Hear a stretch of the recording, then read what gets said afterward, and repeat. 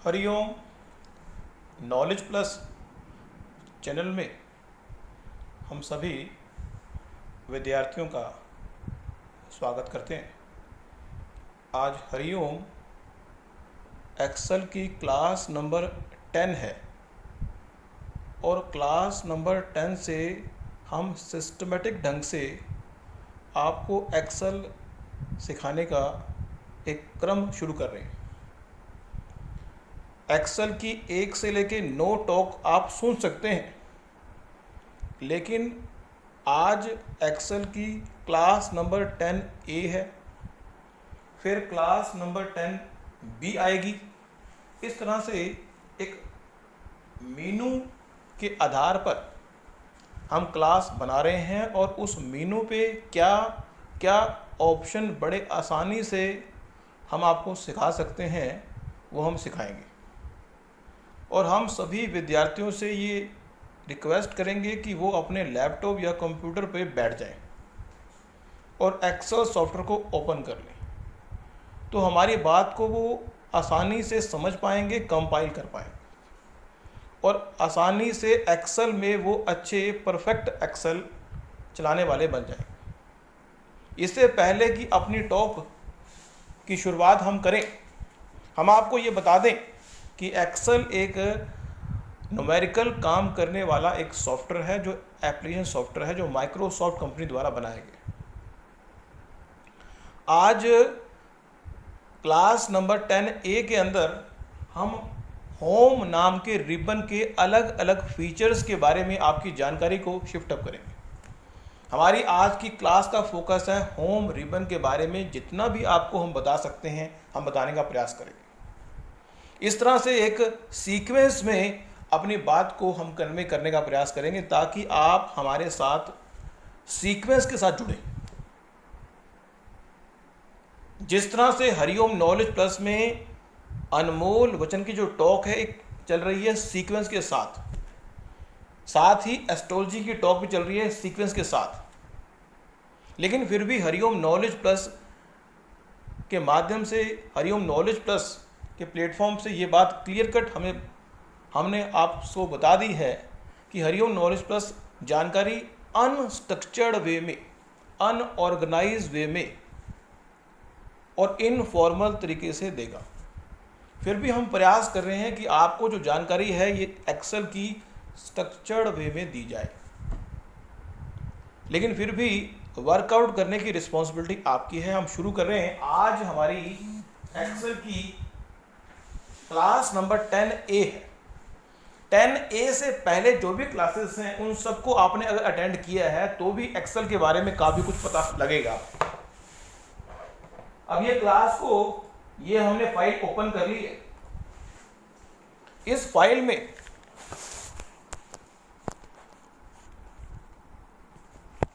हम सबसे पहले होम रिबन के बारे में आपकी जानकारी को शिफ्ट अप कर रहे हैं।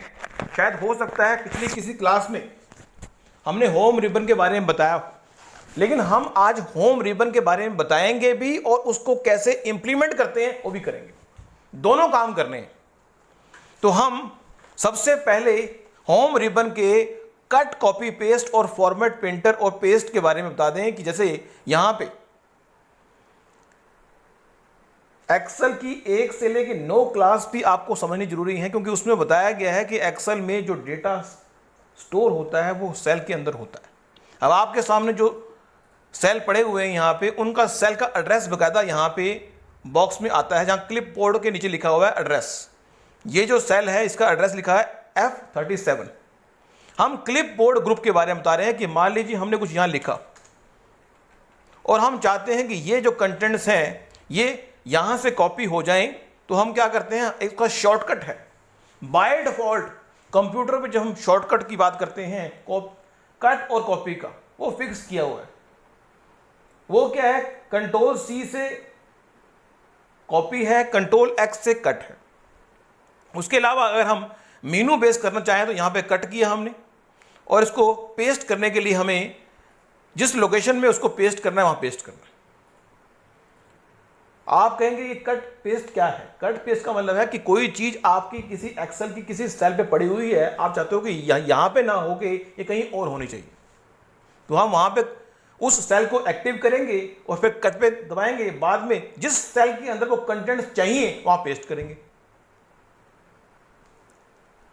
अगर आपको शॉर्टकट का सहारा लेना है तो आप जिस सेल में कंटेंट कॉपी करने हैं कंट्रोल सी दबाएं, और जहां पेस्ट करने हैं उस सेल को एक्टिव करें और कंट्रोल वी दबा दें। यह भी एक तरीका है, यह एक शॉर्टकट तरीका हुआ कि हम माउस का प्रयोग ना करें, हम जिस सेल के कंटेंट्स को कॉपी करना है कंट्रोल सी, और जहां पे एक्टिव करेंगे वहां पे कंट्रोल वी। उसके अलावा अगर हम किसी सेल के कंटेंट्स को कट करना चाहते हैं तो कंट्रोल जेड ना कंट्रोल एक्स और कंट्रोल वी।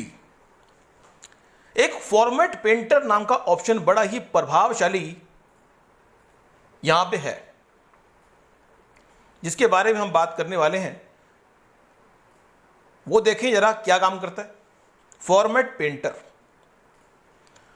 एक फाइल हमने ले ली है और उस फाइल का नाम हमने रख दिया है एक्सेल 10A, और ये फाइल हम अपने स्पेसिफिक फोल्डर में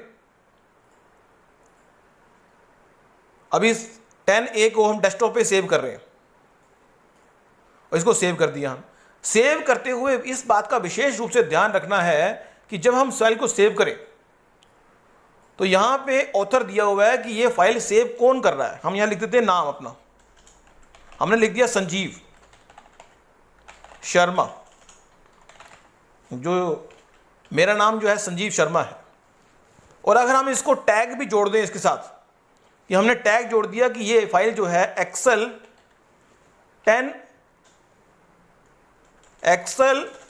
या लिख दिया हमने हरिओम एक्सेल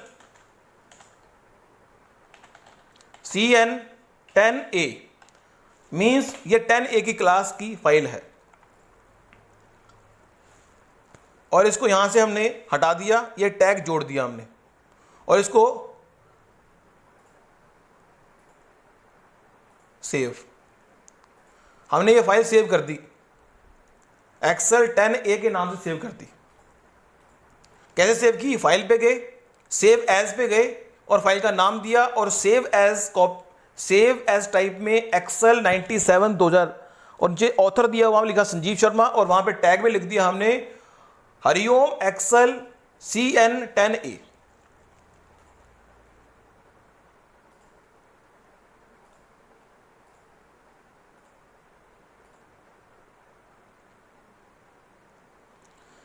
ये फाइल सेव हो गई। हम दोबारा से हम आते हैं कि होम रिबन में हमने कट कॉपी पेस्ट के बारे में पता किया है। फॉर्मेट पेंटर, फॉर्मेट पेंटर क्या है कि अगर मान लो किसी सेल के कंटेंट्स को हमने बोल्ड कर दिया, बोल्ड का मतलब है कि होम रिबन में दूसरा जो टैब है वो है फॉन्ट का। अगर हम चाहते हैं कि हमारा जो सेल के कंटेंट्स हैं वो डार्क हो तो बोल्ड कर लें, अंडरलाइन हो तो अगला ऑप्शन ले लें, इटैलिक हो तो अगला ऑप्शन ले लें, डबल लाइन हो तो डबल लाइन कर लें। तो यहां पे जो ऑप्शन है वो एक एज ए टॉगल की काम करते हैं। आपको पता होगा कि टॉगल की क्या होता है। टॉगल की वो की होती है जिसको एक बार दबाने पर वो ऑन हो जाएगी, उसी को दोबारा दबाने पर वो ऑफ हो जाएगी।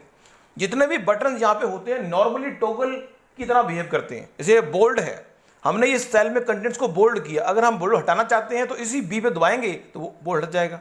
इस कंटेंट्स को इटैलिक किया गया। इटैलिक का मतलब होता है कि जो कंटेंट्स सेल में हैं वो तिरछे होने चाहिए, ये एक स्टाइल है। और अगर हम जो अंडरलाइन और डबल अंडरलाइन का जो दो फीचर दिए हुए हैं, अब यहां पे अंडरलाइन और डबल अंडरलाइन फीचर दिया हुआ है।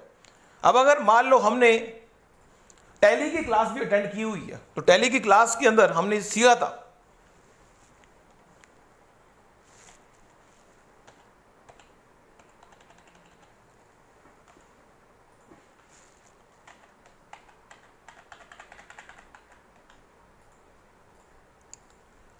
यहां पे इसका जो शॉर्टकट है वो हमने मान लो ये लिखा कुछ संजीव शर्मा, और हम यहां लिखा हुआ है अंडरलाइन करने के लिए कंट्रोल यू दबा सकते हैं, अल्ट यू, कंट्रोल यू।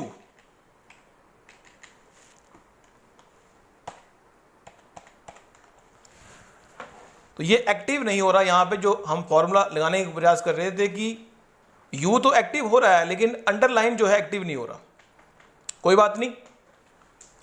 अगला जो है यहां पे फ़ॉन्ट का नाम दिया हुआ है, एरियल बैक, और फ़ॉन्ट का साइज है। हम चाहें तो अपने कंटेंट्स को, अब यहां पे कंटेंट्स बड़े नहीं हो रहे।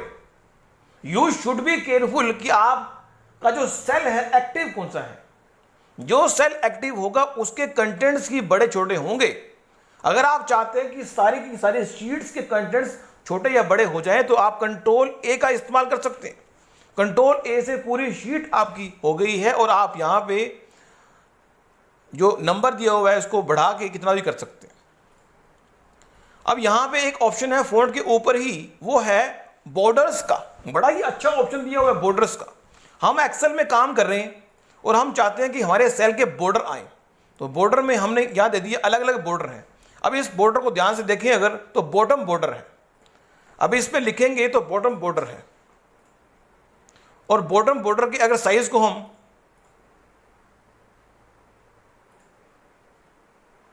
यहां पे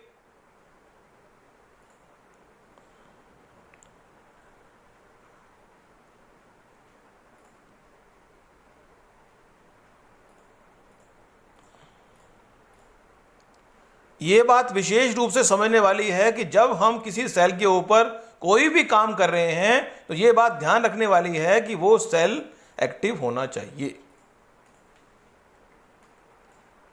यहां पे हमने फ़ॉन्ट के ऊपर साइज है लिखा हुआ है bottom border, top border, left border, right border, no border. अगर आप बॉर्डर से परेशान है तो नो बॉर्डर कर दो। ऑल बॉर्डर, सभी सेल के, और है आउटसाइड बॉर्डर।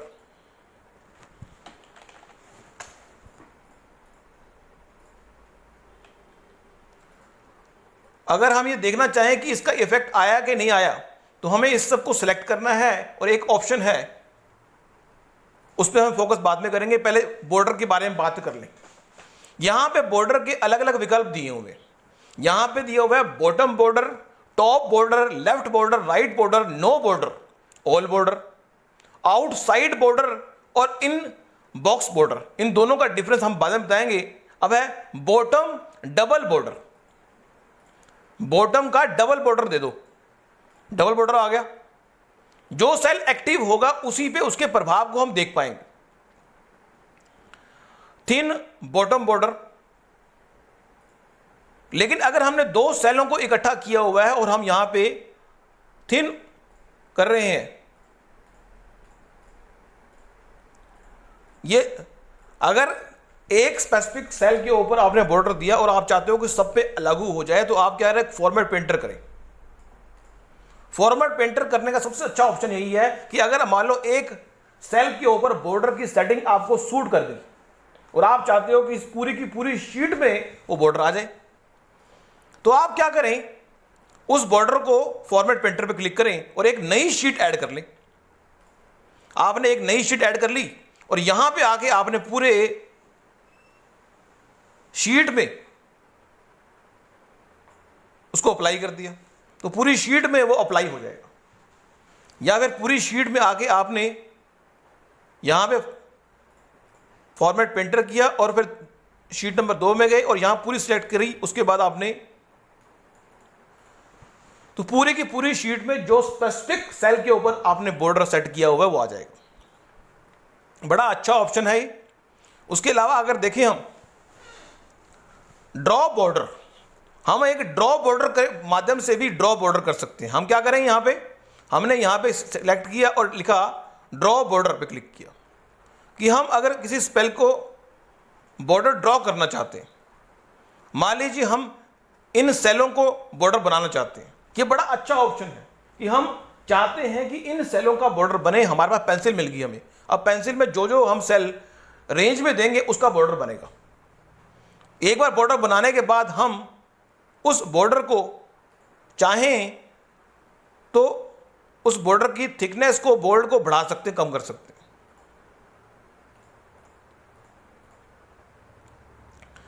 अब अगला ऑप्शन देखें हम। अगला ऑप्शन जो है वो है ड्रॉ बॉर्डर ग्रिड।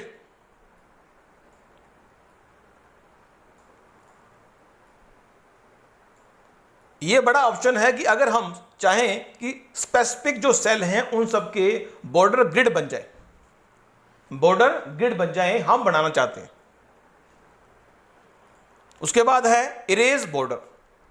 हम अगर किसी सेल के बॉर्डर को, पूरी रेंज को डिलीट करना चाहें तो ये भी कर सकते हैं। अगला ऑप्शन अगर देखें, फिर है इरेज बॉर्डर। उसके बाद लाइन कलर। लाइन कलर क्या होना चाहिए? लाइन कलर, बॉर्डर का कलर क्या होना चाहिए वो हम चेंज कर दें। उसका जो स्टाइल है बॉर्डर का वो कैसा होना चाहिए वो हम चेंज कर दें।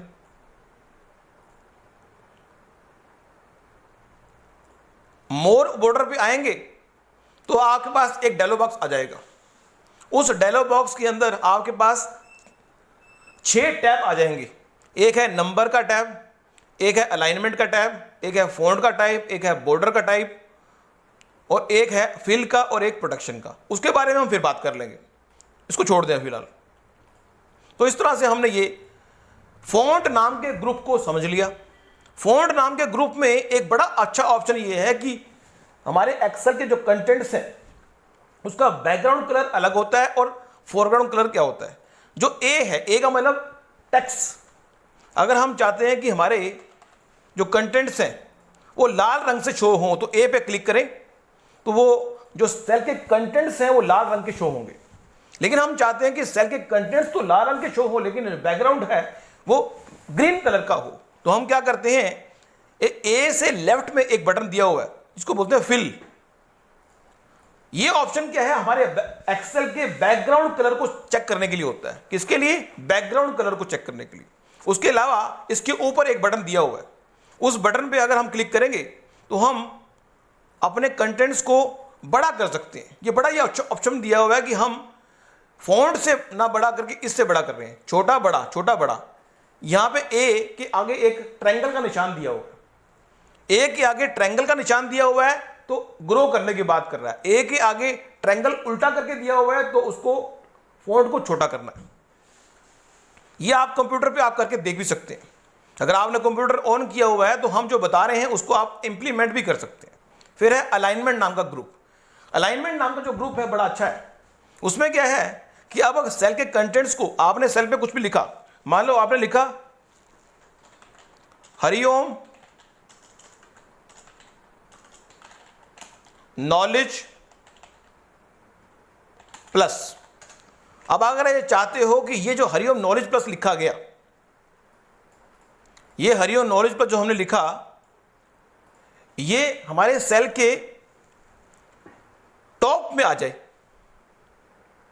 तो यहां पे एक बटन दिया हुआ है टॉप का, फिर दिया हुआ है मिडिल में आ जाए, फिर दिया हुआ है बॉटम में आ जाए। हम किसी सेल के कंटेंट्स को हॉरिजॉन्टली टॉप में, मिडिल में और बॉटम में ले सकते हैं। फिर है अलाइनमेंट। बाय डिफॉल्ट जो टेक्स्ट की अलाइनमेंट होती है एक्सेल में वो लेफ्ट अलाइन होती है। अगर हम उसको चेंज करना चाहें तो सेंटर लाइन भी कर सकते हैं और राइट लाइन भी कर सकते हैं। उसके अलावा यहां पे दिया हुआ है इंडेंटेशन। हम इंडेंटेशन के माध्यम से सेल के कंटेंट्स को अपने सेल के आगे या पीछे मूव कर सकते हैं। इसकी इंपॉर्टेंस आगे जब आएगी तो पता लगेगा आपको, यहां पे छोड़ दे बेशक। फिर दिया हुआ है कि आप अपने सेल के कंटेंट्स को रोटेट करना चाहें, तिरछा दिखाना चाहें तो आप यहां पे ए बी ऑप्शन दिया हुआ है।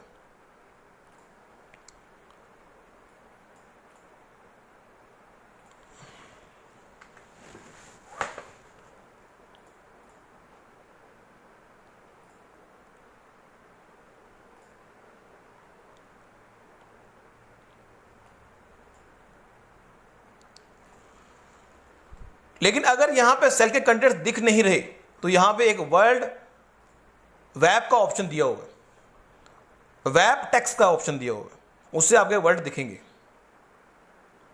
फिर है मर्ज एंड सेल।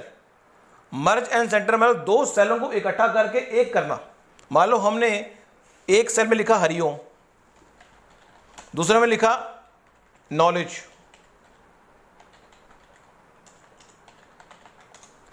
इन दोनों सेलों के कंटेंट्स को अगर इकट्ठा करना है तो दोनों को सिलेक्ट करें और मर्ज एंड सेंटर कर दें। तो क्या होगा कि दोनों सेल के कंटेंट्स मर्ज होंगे, लेकिन इसमें ध्यान रखने वाली बात है कि अगर मर्ज होते हुए एक कंटेंट्स अबव हट जाए तो दोबारा लिखना पड़ता है।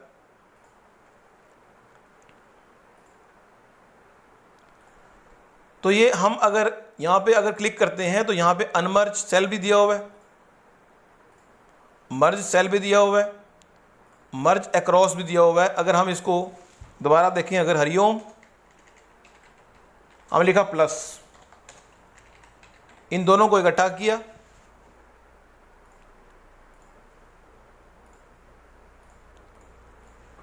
मर्ज में ये प्रॉब्लम आ रही है कि वो दोनों को मर्ज इकट्ठा नहीं कर रहा, एक को वो ओवरराइट करता है। तो इस तरह से ये मर्ज ऑप्शन भी दो सेलों को इकट्ठा करने के लिए है। अगला जो ग्रुप दिया हुआ है वो है नंबर्स का। जो होम रिबन में अगला ग्रुप है वो क्या है, नंबर्स का। नंबर्स में हमारे पास एक्सेल में काम करते हुए जर्नल फॉर्मेट है, नंबर का फॉर्मेट है,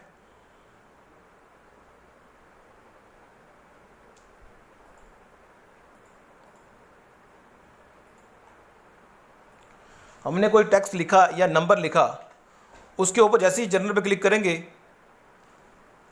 तो यहां पे ध्यान से देखने वाली बात है कि जो भी हम लिखेंगे एक्सेल में, जो आप अब देख पा रहे हैं वही आपको आउटपुट मिलेगा।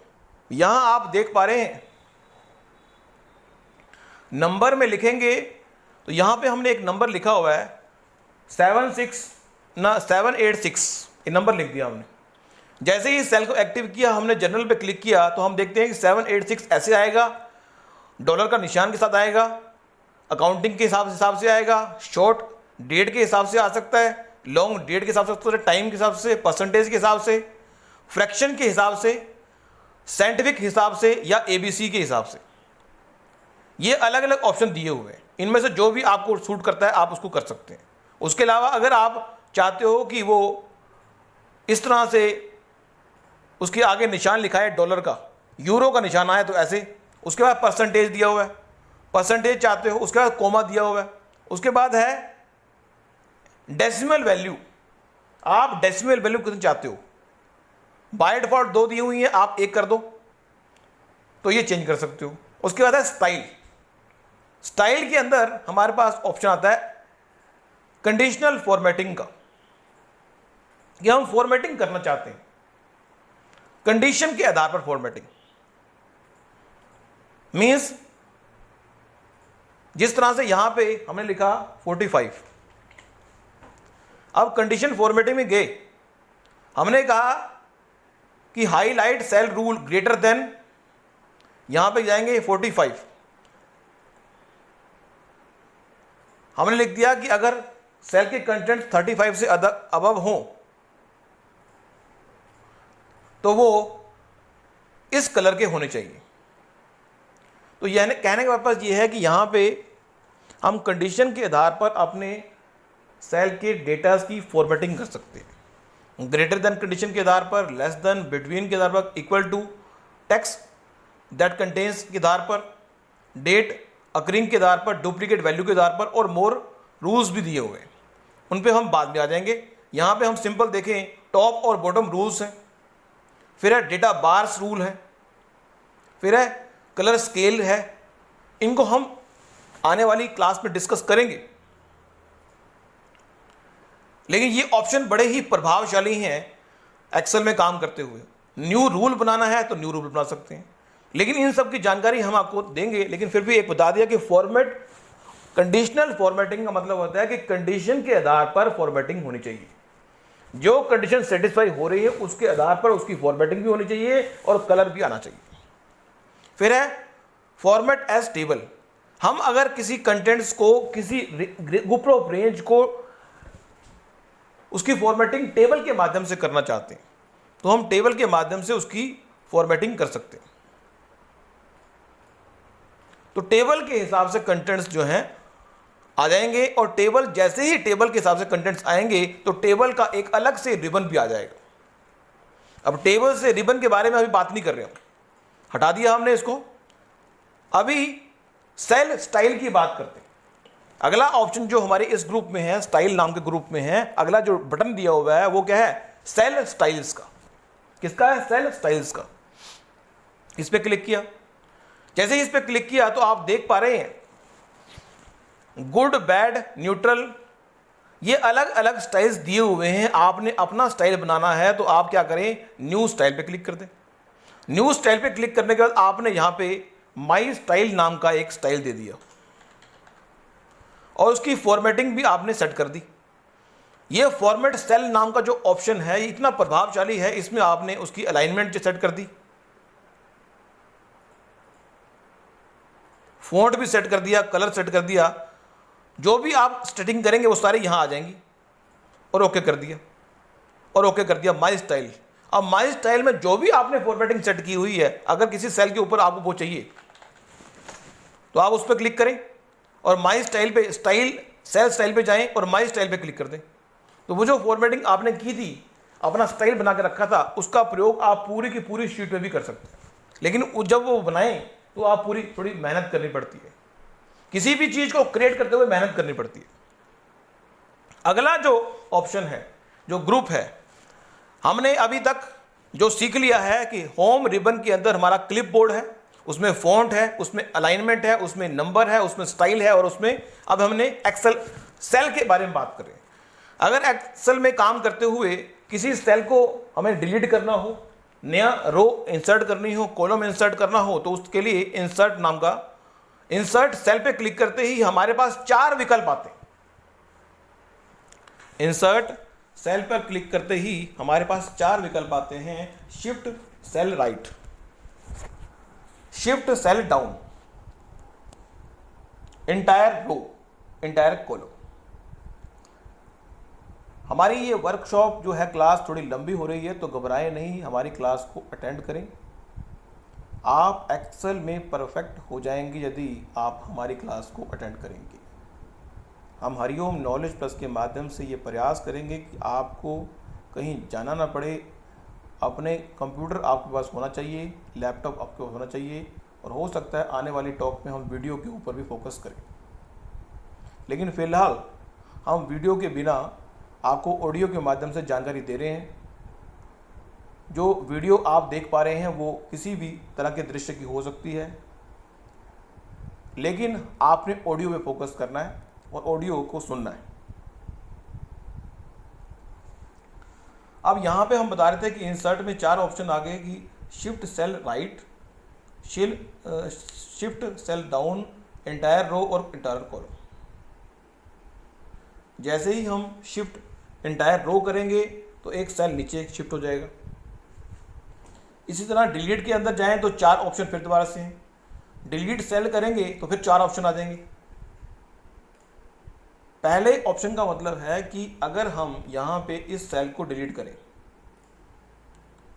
शिफ्ट सेल राइट, कि एक सेल और यहां पे इंसर्ट हो जाएगा।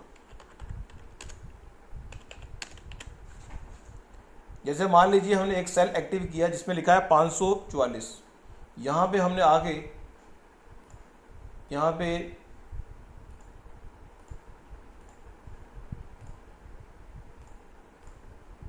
तो उससे हुआ क्या कि 544 को उसने राइट में शिफ्ट कर दिया।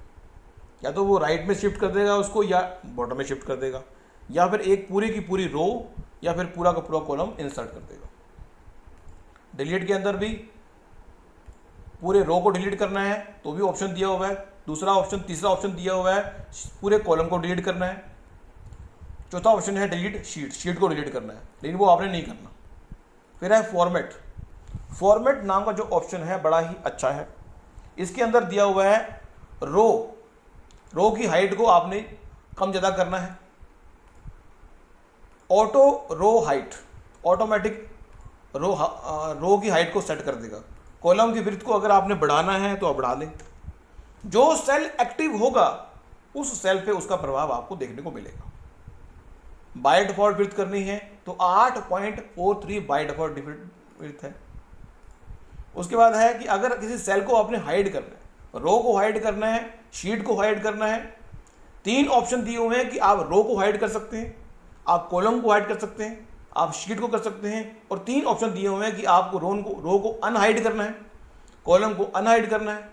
लेकिन यहाँ पे विशेष बात ध्यान रखने वाली है कि अगर आपने 5वें और छठे रो को हाइड कर दिया, मान लीजिए आपने 41 में 39 और 40 रो को हाइड कर दिया, यहाँ पे हम आए और हमने हाइड कर दिया, इसको कर दिया।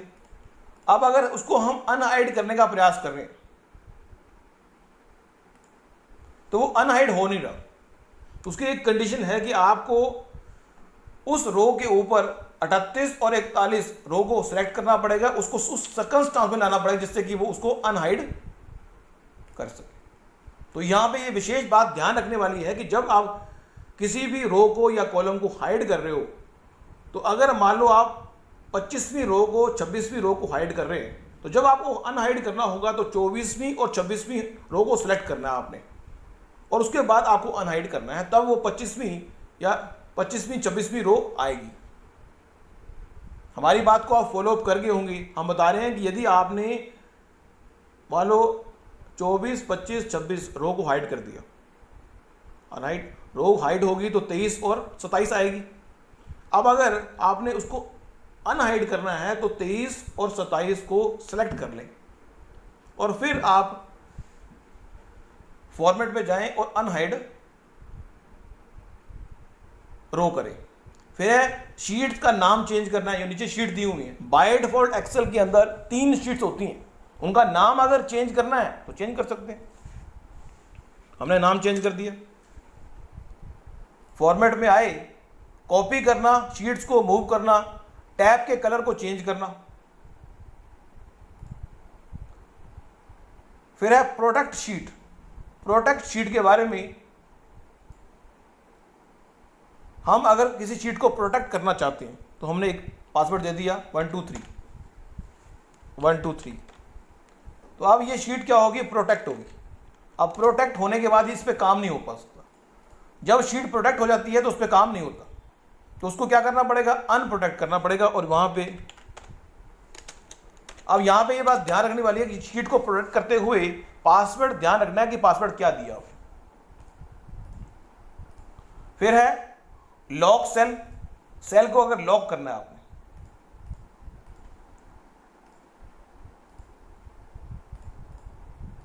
उसके बाद जो ऑप्शन है वो है फॉर्मेट सेल। फॉर्मेट सेल जो है,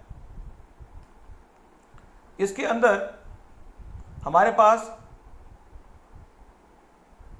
6 जो है हेडिंग दिए हुए हैं, जिनके बारे में हम अगली वर्कशॉप में बात करेंगे।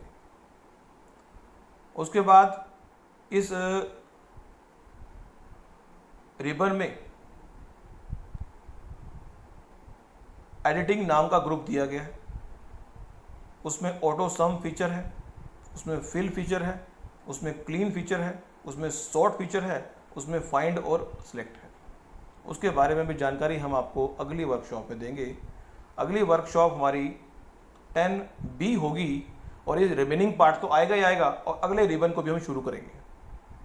तो 10B के अंदर हम इंसर्ट नाम के रिबन पे फोकस करेंगे, साथ में ये होम के जो ऑप्शन रह गए उन पे फोकस करेंगे।